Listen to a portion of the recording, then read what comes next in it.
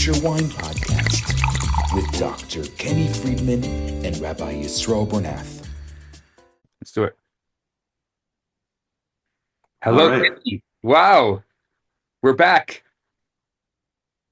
We are back. I was starting to get jealous that your wife was going to be a better version of me, and she was. So I figured I had to reclaim my.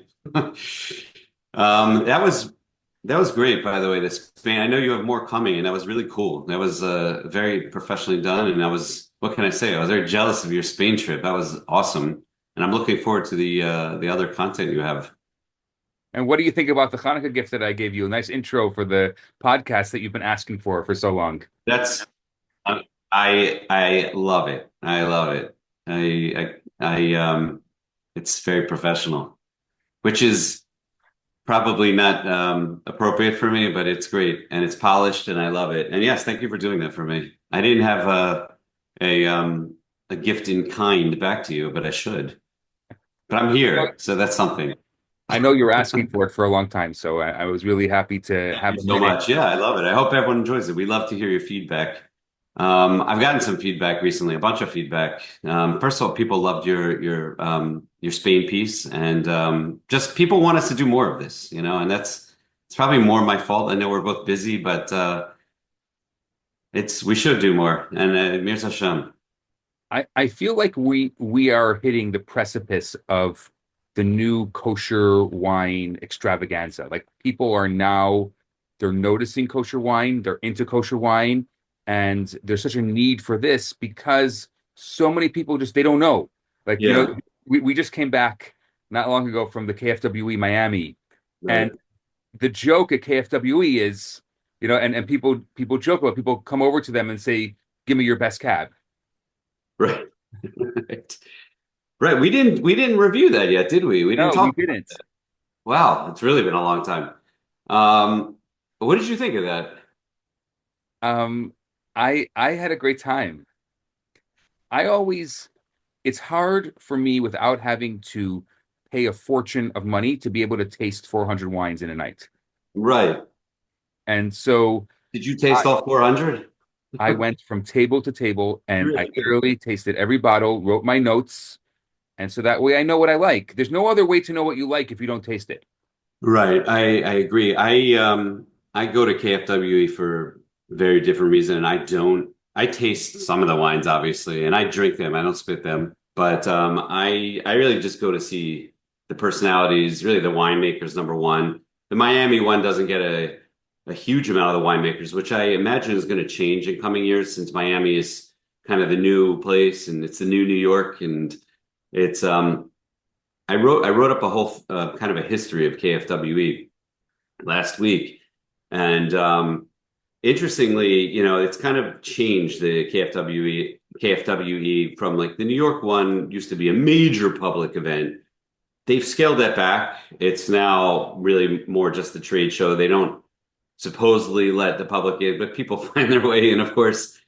But it's smaller, but you have most that's the one where you get most winemakers and people in the industry because people are still, for the most part, in the kosher world, New York based.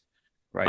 But like I said, I suspect they'll change. The Miami one is run by WIZO, which is it's really run by them. So it's a royal event. Royal supplies all the wine. So it's only royal, which of course is the vast majority of the wines in our world. But it's a very public event, and I think it's a great night out for people in the Miami area for sure. I mean, I know people that came in for it. It was so well done. You and I both went. That's us, but we're, I guess, kind of, dabbling in the trade. I mean, people just come because go to Miami. It's a great event, and like you said, like where do you get a chance to really try 400 kosher wines in one night? For me, what was fascinating is like the cast of characters. I think there's no other way to put it. Like just all these fascinating people who are involved in the world of kosher wine. And really, really, I mean, I met Avi Feldstein for the first time. I had heard about him for so long from his days at Seagulls Unfiltered, his famed Seagulls Unfiltered, which he told me that the 2025 Unfiltered is now his again. So I'm really consulting with Seagal as in addition to a couple other people. Yeah, he said that. Is that what he said? He said That's what that's he said. his wine.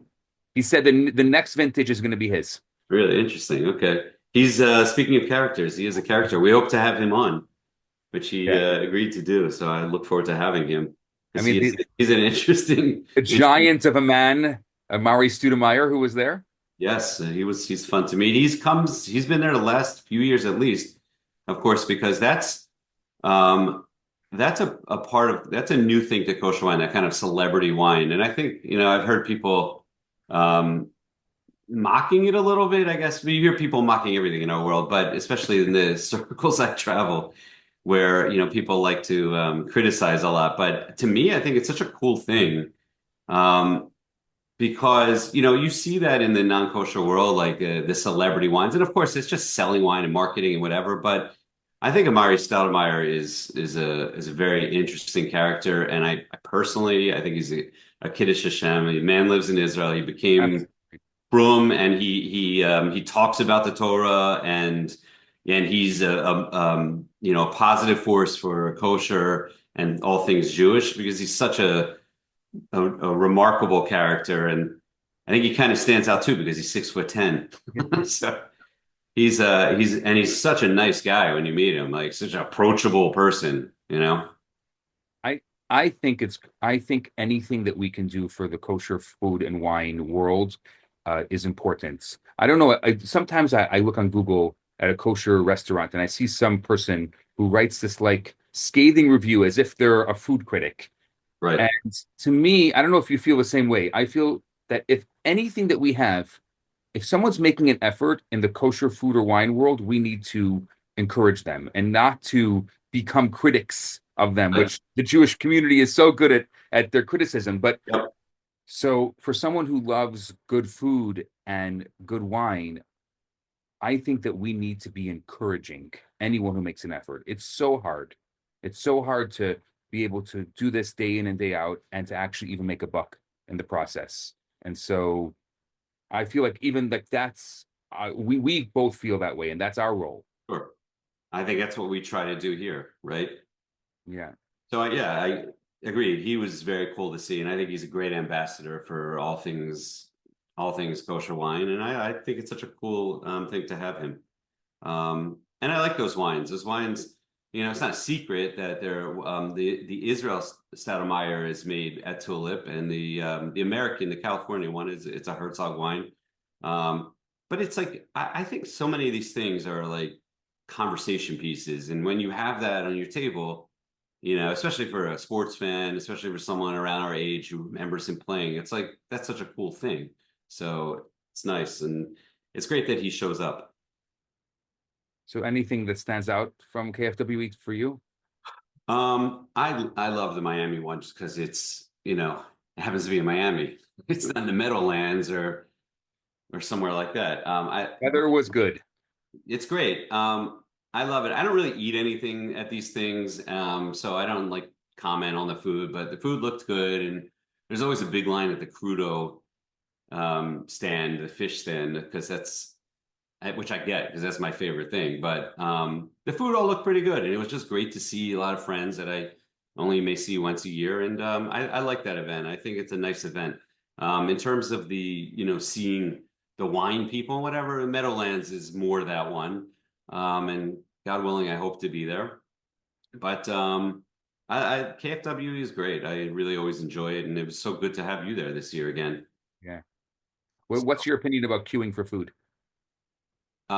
In terms of queuing used as a line, is that what you mean? Like standing in line. That's such a Canadian type of European word, queuing.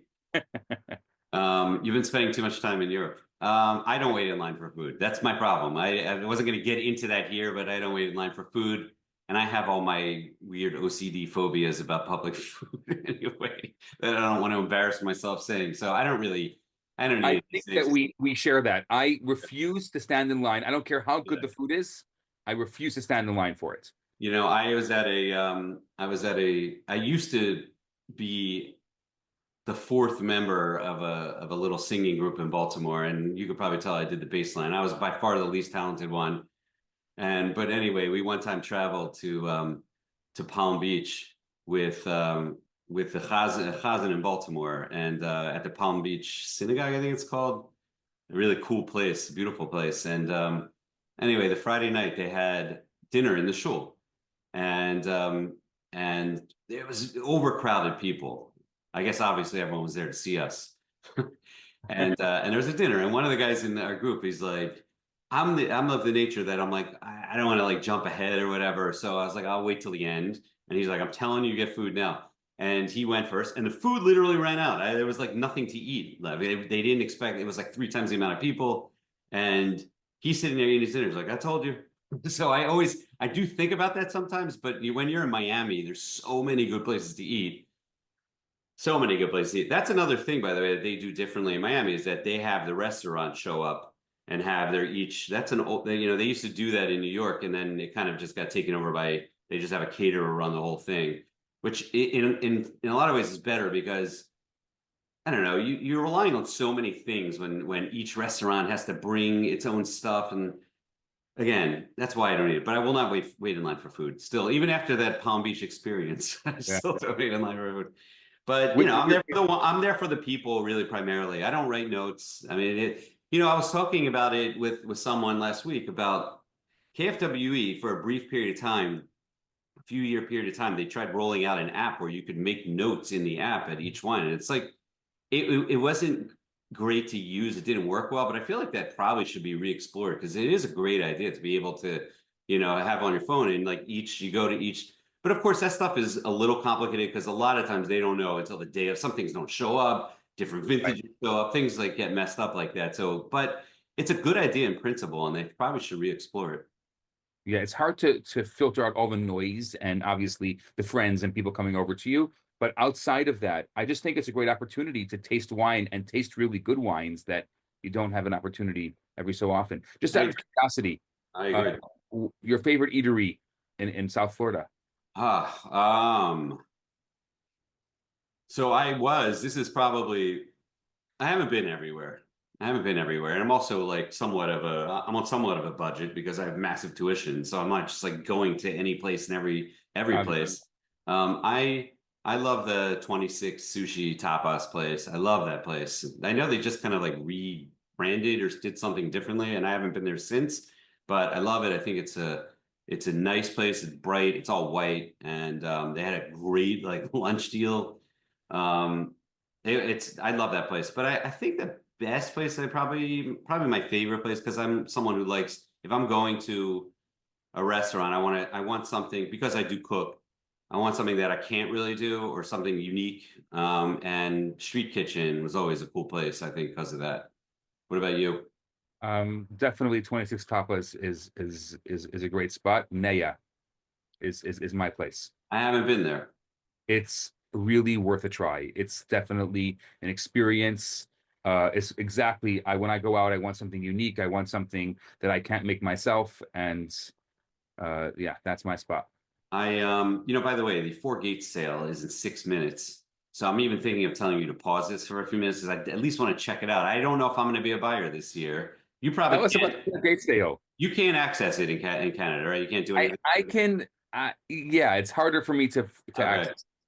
But tell us So about So Four Gates, I've been buying Four Gates for many years, and Four Gates is a cult wine in our world. It's Benyo in cans for those who don't know. He's really a single man operation. He's a tzaddik of a person.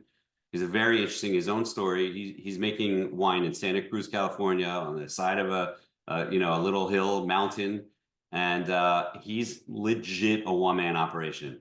He has had people there over the years, like our friend Josh Rinderman, who joined our podcast. Um, Jonathan Hayden, who and joined our podcast. they do, and he's had guys learn under him. But for the most part, he's a one man operation down to him writing his own invoices by anyone who's ordered from him in the past. You get a handwritten calligraphy invoice, which itself is a cool experience. But the one thing is that number on the bottom has gotten much bigger in recent years, much bigger. And who knows, I mean, he's Benyo, he should live and be well, but he probably, rightfully so, wants to put away a little nest egg. I don't know if that's why his wines were always undervalued, not undervalued, undercharged, I guess is the word. You used to be able to buy that Merlot for $30. I mean, that Merlot is almost $200 now. So you have to be willing to spend the numbers on that he's charging. But this is your one-time shot, basically. He comes out once a year with his wines. Like one of the first weeks in January, he'll list it on his website. Like he's changed it in recent years exactly how he sells them, but he's tried to make it as fair a process as possible. I think some people still game the system and figure out ways to get loads of his wine to themselves, but because he limits bottles and things like that. But it's still great wine. I don't believe the naysayers because I've tasted all his recent wines and they're all still great. He's a special person, special wine. It's 3 minutes from now. Can we pause and then can we come back to it? Can we do that? And I'll come back and We're gonna pause this podcast. I think it's only proper that the Kosher Wine Podcast should pause for the Four Gates wine sale. For the great Benyo wine Yes. sale. Because I did have a few wines That's I wanted absolutely to news about also, but okay, fine. So let's meet back up. You'll But probably this edit is great. this all out anyway. We'll come back. I'm saying we'll come back. We'll be able to talk about like what we I know, saw. I'll come back what happened. $2,000 poorer. I'll see you soon.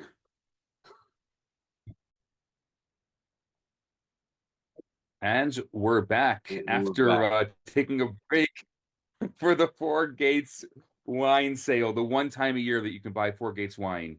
Right. And so let's talk about that for a second. I did buy some.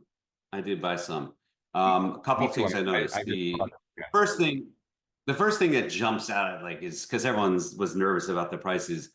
The prices didn't go nuts this year. The 2019 Merlot, which I believe he's still selling from last year, which he limits to 2 bottles, is $250 a bottle. That's a big number. And his 21 Merlot La Rochelle, which he limits to 4 bottles, is $190. His Merlot to me that's his special wine. I think everyone always makes a big deal about cabs and whatever, but I'm a Merlot fan, and that Four Gates Merlot, those are among the best wines I've ever had. Some of those older Merlots, they really are very, very special wines. So those jump out at me just price wise. But then his Chardonnay is classic Chardonnay as well. He limits that to 2, and he's limited that to 2 for years. That raised to 55. I think last year that was probably 45 or 50. Then he has his Cuvée Riche, which is 60. The Petit Verdot is 55. I bought those. I bought the Chardonnays. The Malbec I bought. That's $75. It's at the top end of what I spend on any wine. Then he has the Pinot Noir for $110. His Pinots are great. Petit Verdot is gone already, I think. The Petit Verdot is gone. Is it gone? Yeah, it's gone. I want to refresh. It's fun to see. Now all that's left now is the Claret. Right. And the Merlot and the Pinot Noir, which the Pinot Noir I think doesn't get enough. I like his Pinot. I love his Pinot. $110 is a big number. It's a big number. I can't really justify that kind of stuff with my own, as much as we both kind of do this now. We do wine stuff, and I can't spend $110 plus tax. I know, but if you bring it to a tasting, it's amazing. Well, go. Oh, again, you may have a hard time getting it, but yeah, of course. What's the question? But it's a big number. I mean, I did for me. If I looked at that 22 Pinot Noir and that said 80, I probably would have pulled the trigger. Hey, and my wife is not listening. Well, the Merlot 19 is gone. We're down to 3 bottles left, and that 19 Merlot is probably the sale has been on for 6 minutes. The sale has been on for 6 minutes. Right. That 19 Merlot was probably very limited because I think he was what he had left from last year. So it was probably, I wouldn't be surprised if he only had, X number of cases of that. But yeah, it's now, it just turned 107. So 7 minutes now, and there's just Pinot Noir, Claret, and then Merlot La Rochelle left. So yeah, it's fun to watch things just drop off. But good. I'm glad he's always the best. That's great. There is a market. There obviously, and I think people don't realize this, that there is a huge market, and it's growing, for cult, really good kosher wines. And this is an example of it. if you're in the know, You don't know where it's this going. happens once a year. The Pinot's Yeah, gone. So there you go. The sale is going to last 10 minutes. crazy. Yeah, there was a lot of talk this year about like, oh, stuff's not going to sell out, and its prices have gotten too high, and blah blah blah blah blah. But there you go. It's almost all gone. So I guess I'm glad I got I love to get something. That's like one of my favorite days of the year is when that Four Gates shows up and I get my handwritten Benyo notice. And one of the few people that calls me Dr. Friedman, he might write Dr. Kid, Oh, really? but he always he just writes doctor. He's like great to hear from you again, doctor, or whatever he writes. So I'm like, I'm not even sure he's talking to me sometimes because I'm so not used to being called doctor. Anyway, that's it's always a fun thing, the Four Gate sale, and it's fun to hear all the back and forth and people, complaining about it or whatever. But you see, the man still can sell his wine because it's basically all gone. I'm looking for the link. I want to see if anything is gone. It's just the Claret and the Merlot now. He's the OG of kosher wine, especially in the U.S. What's that? He's become the OG of kosher wine in the U.S. Well, he's I think he's the cult master. The real OG is Ernie Weir because he's been making kosher wine since 1979. That's true. So he is still the man. But Benyo is like no one else. There's no one like him in our world in America at least. There are for sure guys like similar style in Israel, but in America, he's a one of a kind, and if you're lucky enough to have some of his older Merlots and Cabs and Petit Verdot even, and it's special stuff. Zinfandels that he made. That's probably the only Zinfandel I ever liked was his Zinfandel. I don't even necessarily like Zinfandel as a variety, but his Zinfandel is great. I don't know if that's what it's supposed to taste like, but it's amazing. It's like, because I don't like these other Zins that come out. People like that, the Herzog Forebears made a Zin. Not my style. It's just like, but it's what it's supposed to taste like, according to everything I learned ever, but just not my style. It's a big, in your face, bold fruit, like heavy duty wine. If you like those bold cabs, then you're gonna like Jonathan Haydu makes that really bold Zin, and I love that bold Zin. Yeah, that's not my style, but I get why people like it. I had a few wines sitting here, so I figured I would pull them out. I was just, I was just about to I get to this point now. It's so hard for me to find the time to write, and it's so much easier to just talk to you about it. I realize. I want to hear about it because I'm excited about the wines that you have. Well, I am writing about this one anyway, but this specific one that's in front of me, and that's this, again, it's another Georgian wine. It's this, and it's a white wine called Tsolikouri. Is that the 21 or the 22? Georgian way to say it. Tsolikouri. Tsolikouri. Yes. Is that a 21 or 22? Right, because you know that there's a 20 and a 21 and 22. Is that what it is? I thought it was 20 and 21. You're probably right. 21. Okay, so the 22 was literally when I put it in my bottle, it looked like water. It was so clear. So and I did not like the 22, but the 21 was a whole different world. So I want to hear what you have to say. I really liked it. I first of all, the whole Georgian kosher wine thing is kind of crazy. Anyway, Georgian wine is an interesting topic. It's a big topic. A lot of people, certainly even in the kosher world, don't have any idea that Georgia is really like one of the birthplaces of any winemaking. I mean, it's like there's ancient stuff in Georgia. And if you're a history buff or you're into any of that kind of stuff, it's an interesting timeline also. And of course, when Soviet rule took over Georgia, they almost shut a lot of that stuff down. A lot of stuff almost got lost to history. Indigenous grapes but there were farmers and whatever who somehow kept little vines going, and they've kept a lot of them. Tsolikouri is not one of them because Tsolikouri is a major player. It's like 90% or something of Georgian vineyards grow Tsolikouri because it was apparently like Stalin's favorite wine or something like that. So but the Russians came in and basically ruined everything there. And they took over vineyards, they built ugly buildings or whatever else they did for 60 years until they thought that people were it wasn't a good idea for communism for people to get drunk. Right. Well, they did a lot. Listen, anyone that's, for socialism nowadays, and not to get into politics on this thing, just talk to anyone that lived through that stuff. Yeah. It's not good for Did you, anyone. did you by any chance read today's front page of the New York Times? Had a whole article about Georgian wine.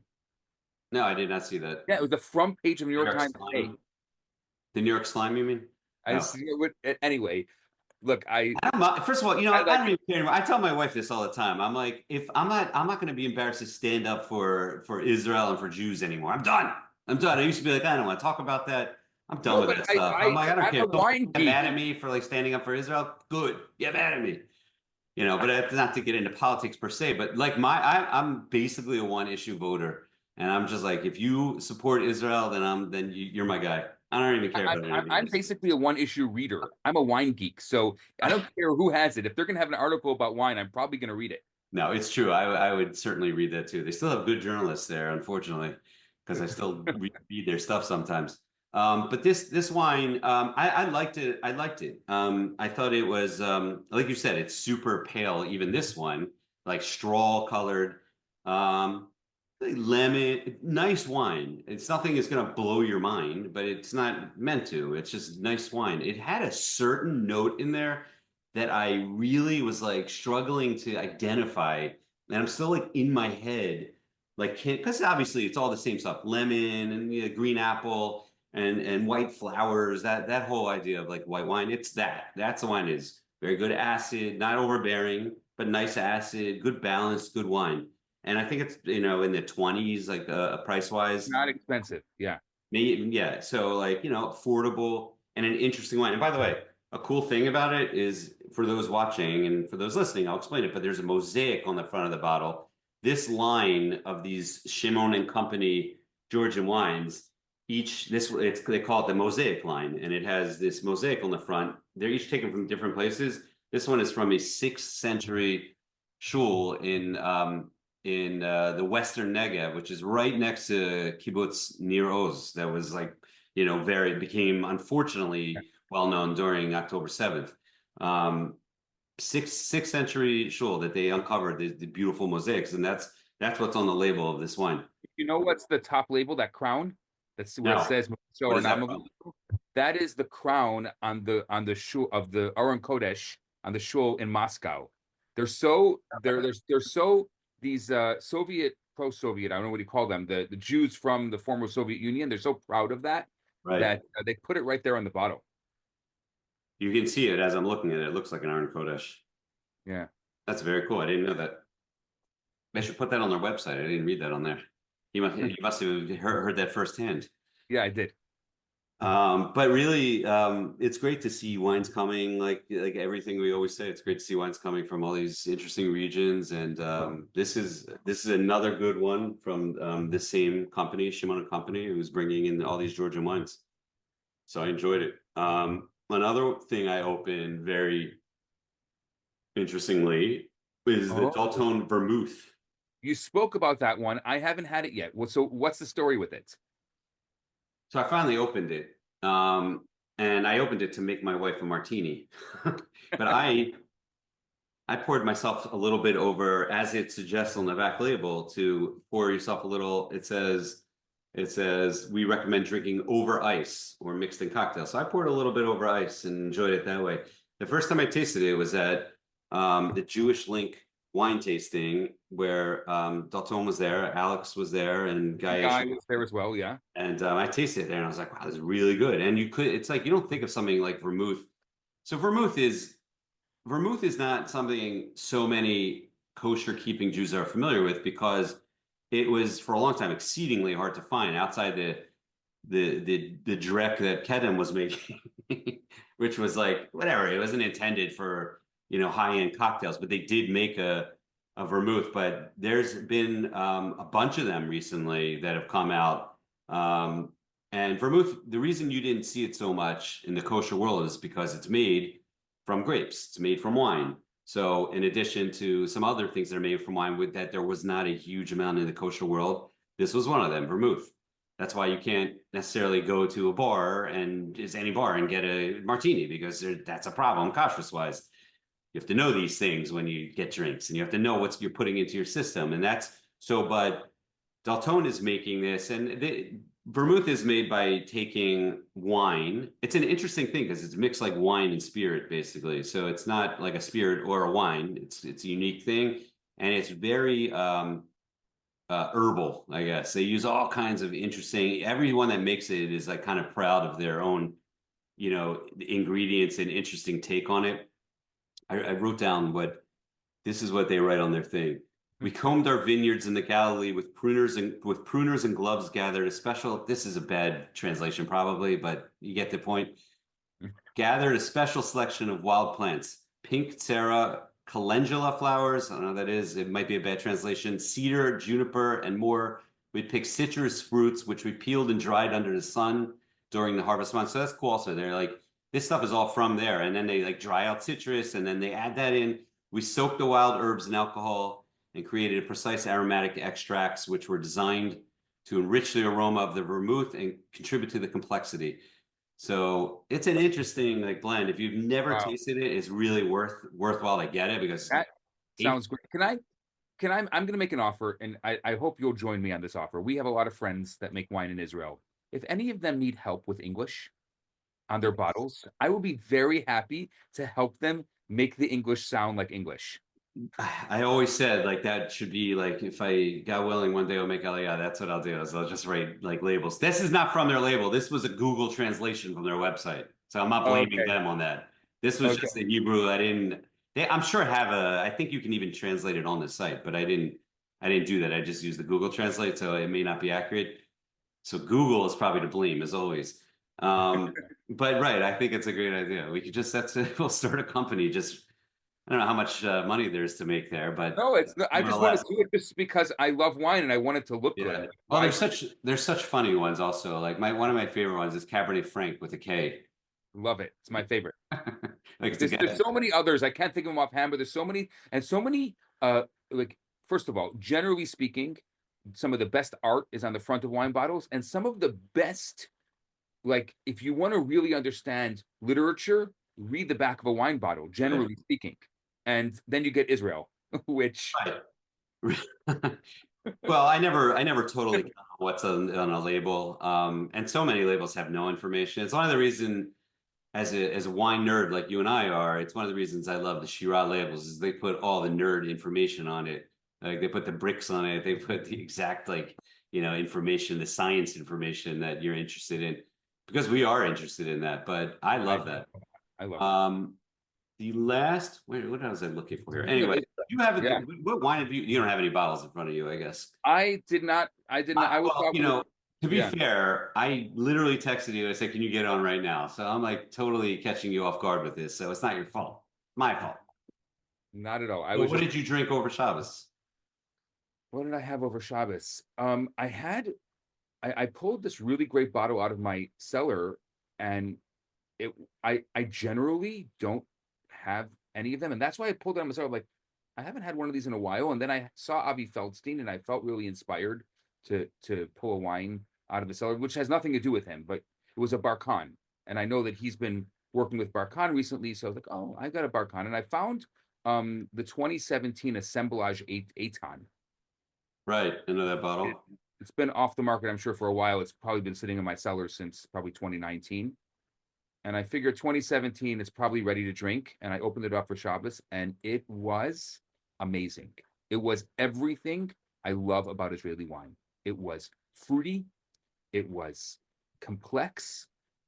It was just like a really full mouth of fruit, and had a little bit of that, that kind of that Israeli funk. I don't know how to call it because it has that unique. It's that unique like Mediterranean style funk. I think it's like a Petit Verdot, Cabernet Merlot, Cabernet Franc. Like it's got everything in it. You had the little vanilla, and the vanilla was really strong, probably because it's been aged, and it had that earth from the cab, but also like really that fruitiness from the other grapes. I really liked it. What does that retail at generally? I don't think it exists anymore. Right, but back in the day, it wasn't expensive. The assemblage, that's what it's called, right? Yeah. Assemblage. Yeah, I don't remember what it was, but it wasn't super expensive. Um, I had the last bottle I had. I have a couple more, but we're not gonna bore everyone with all my wines. I had this Pavillon. Oh, I heard about that. It just came out. Chantre.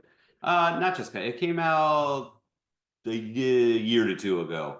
You're saying Um, it's a well, it's newer a French. 22. It's a 22, and it's Yeah. available, as far as I know, only at Liquid Kosher with Andrew Breskin. And it's affordable. And I'm a sucker for Merlot, and this is from how do you say it? Pusseguin Saint-Emilion. I butchered that, and which is right bank east side of the right bank. Anyway, but it's Good. That was on the also exam. it was on your. Good. It was Oh, on my exam. Yeah. well, at least they don't ask me how to pronounce it. It wasn't on my exam, luckily, because I do know about it, but I didn't want to have to pronounce things. But it's like that entire region, like Saint-Emilion is also predominant grape is Merlot.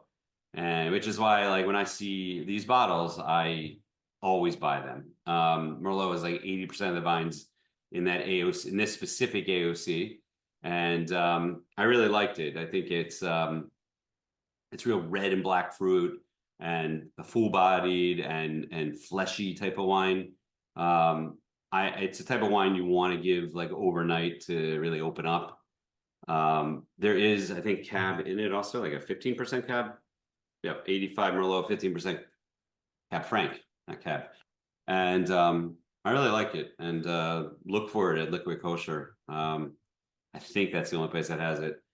So, and again, not particularly expensive, but really good wine. So that's the other wine I had. I had my friend CW Silverberg over for lunch yesterday. So we a lot of nonsense at lunch and a lot of good drinking. He brought some fantastic ribs, so pretty good. So it was a nice, and we had some great wines. The only other wine I had to hear, and I'll mention it real fast, which I don't know if you had it specifically, is the Binah, which I talk about a lot, the Cab Franc, which is the second one. He makes a Cab Franc Reserve also. This is New Jersey Cab Franc, which not with a K, Frank with a C, because we have an American spelling it. He does it in the style of Loire Valley, which it's more tart and like more tart red fruit style, and with still that Cab Franc pepperiness in there. I liked it. I think a lot of people say they really much more prefer the reserve. I think I prefer this one because I like that style. I like that lighter style wine. I like it with the spice on it, and it needs real time opening up. I think maybe some people tasted it, they didn't give it time to open up. It's a wine that I left open for a week and kept drinking, and it was improving over the week. So that's my wine for the week. Wow, that's a lot. It's a lot of really great wines. Interesting wines, right? That's a Yeah. real. We have a French Merlot. We have a New Jersey Cab Franc and a Georgian Tsolikouri, which is the name of the variety, Tsolikouri, and the Vermouth. Tell us, Doctor, why do you love the Merlot so much?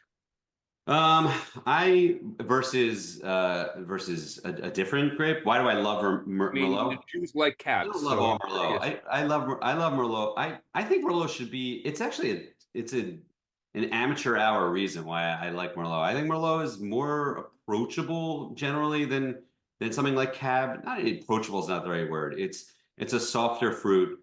It's more you see the word feminine a lot. I think that's a weird, and I think that's like a weird way to say it. There's more, I think, elegance and softness to Merlot, even though it still has like that power and enough structure, like what people love in Cab. Cab is obviously beautiful, and everyone loves it, and it's big and bold and whatever. But Merlot made in the right way to me is and that Four Gates Merlot, like I said, is one of the.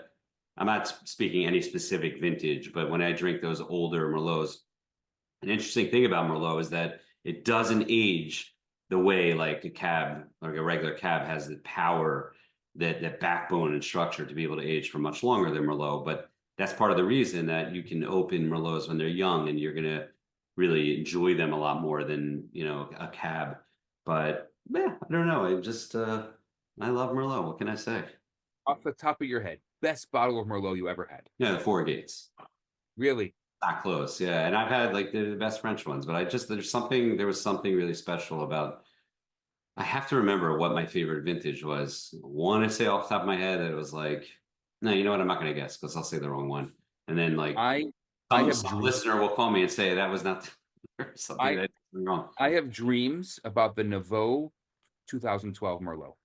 Really, that Yeah, was a eye-opening Merlot for you. That's cool. it was life changing for me. That's cool. Was that like a early, like, that was a life-changing one for you? Was that like about the time you really started getting into wine in a big way? Oh, I had been into wine before that, and it was I didn't realize that Merlot grows so well in Israel, and Mm, people don't they everyone's about the Israeli cabs, but the Israeli Merlots, some of them are great. And Nouveau, I don't know if you ever had his wine, but sure. I love a lot of his wine. That Merlot was probably the best bottle of wine he ever made, in my opinion. That's cool. I wonder if somehow I could find one of those. And if it held up, I'd be surprised if a 2012 Israeli Merlot would have held up this long, but who knows?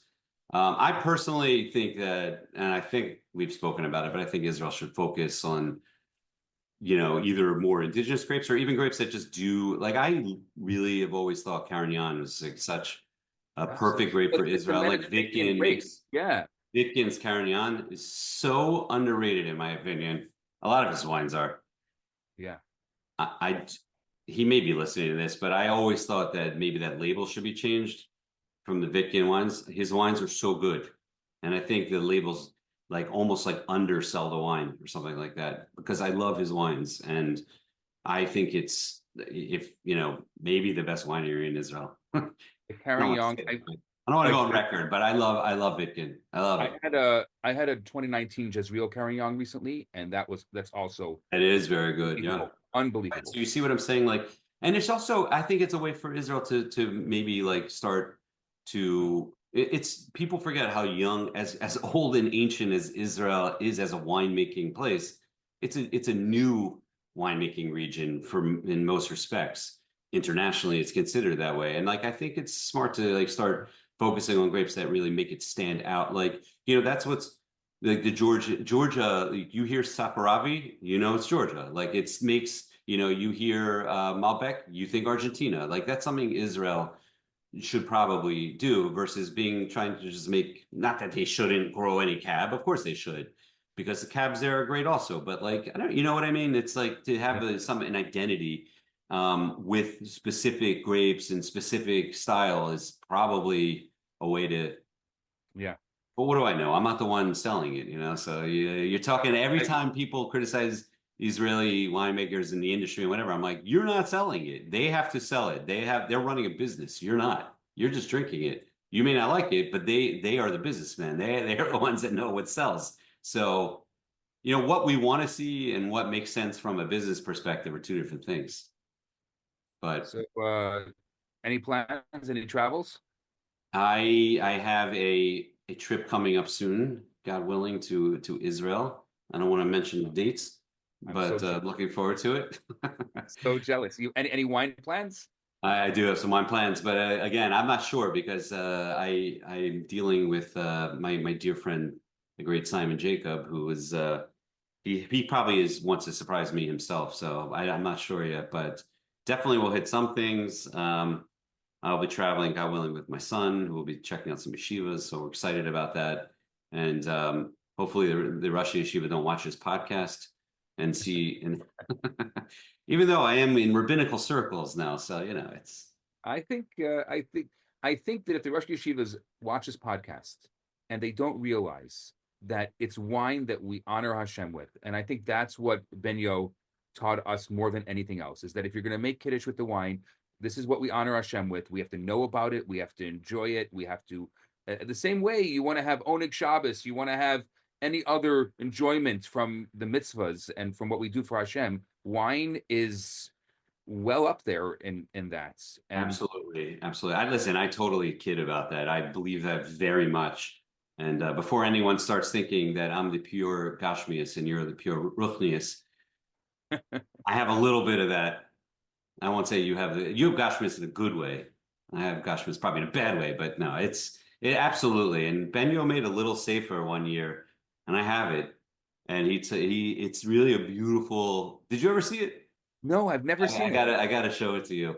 It's really, he has beautiful ideas in there. And you see, the reason I love to support him, besides his amazing wines, is that like you're literally supporting a servant of God. He is such like those bottles are really made l'shem mitzvah, and like he made it for that reason, which we've talked about. He makes it because he wanted to make a wine for himself that was made with that idea in his head to make kiddush over a wine that was made l'shem mitzvah and l'shem shamayim, I guess. And it really is with him. And you see when you read his thoughts on winemaking as it applies to Divrei Torah and whatever, really beautiful. And like he's a special person. Everyone should make that wine. And you know what? I think, when they say you talk to a chef and like, what's the special ingredient? Love. Like his special ingredient is God, basically, because it's in everything he does. Since this is the Joe Madden Four Gates sale pre and post game. Yes. So it's the sale's been on for 33 minutes. Yeah. And all that's left is the Merlot La Rochelle and the Claret. Well, And that's all that was left 30 minutes ago, too, also. So yeah. I guess it's interesting. I wonder why that Claret is not. I think that Claret is underrated. Me too. And that's actually in the affordable range, $70. Absolutely. I think 190, so I get it. But yeah, so anyway, it was great seeing you again, as always. And every time I do this, I'm like, we should do it every day because I love it. I don't forget the podcast. I like schmoozing with you. It's always fun. This has been really great, and enjoy wherever life takes you, and especially since you're going to be going to the Holy Land, please pray for us. Like I pray for the hostages, pray for peace. It's a crazy thing that I was in Israel last a year ago, and it had already been like 3 months and the hostages were taken. And like I remember walking into Ben Gurion, and they have pictures of the hostages like all along the side as you walk in. It's like, which is what they should be, because it should be on your mind every time you come and go from there.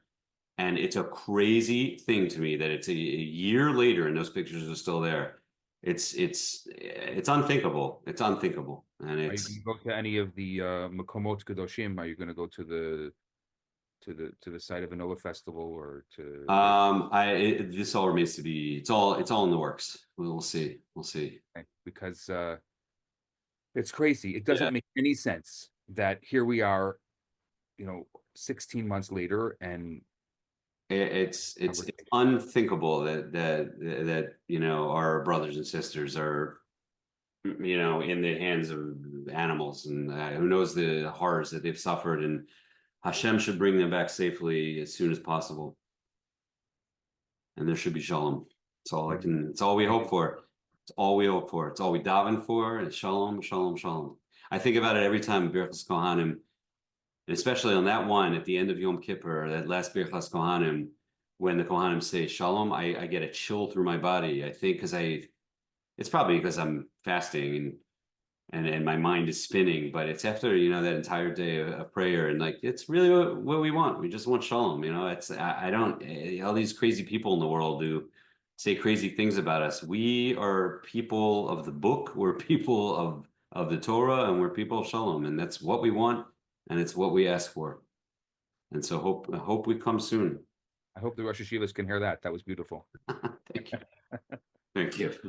You can make a little clip of it, at the this coming podcast. Great. I'll send that around I'll send it on my son's Bechina.